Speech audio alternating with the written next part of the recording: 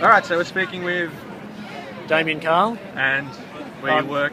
Well, I'm the Senior Lecturer in Political Economy and the Academic Vice President of the Sydney Uni branch of the NTU. Excellent.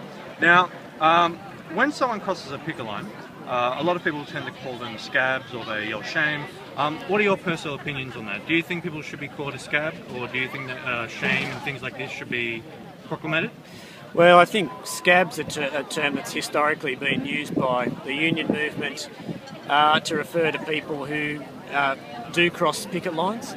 And I think it's entirely appropriate to confront people with their conscience and with the reality of what they're doing when they cross a picket line.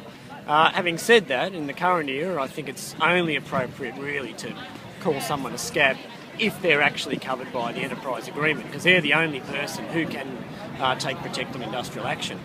And they're choosing either not to take industrial action, or they're choosing not to join the union, which means they're essentially benefiting from other people's sacrifices. So I don't have a problem with the use of the term. In those circumstances, I think it's appropriate that people are made to confront their conscience, think about the consequences of what they're doing when they cross a picket line. So under those circumstances, I think it's entirely appropriate. Okay, definitely.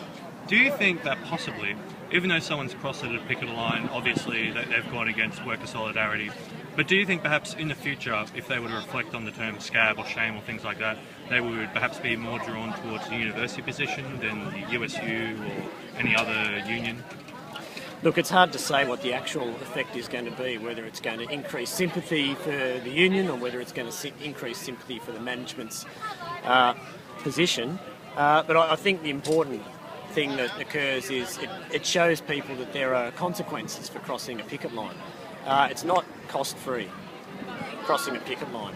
There is a consequence, and that consequence is you're undermining the conditions of the people who are making a sacrifice to get better wages, better conditions, defend their standards of living. So I think it's entirely appropriate that those sorts of terms are used.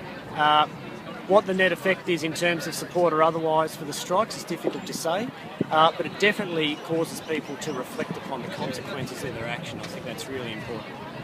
No worries, that's all I need to ask. All right, thanks for that.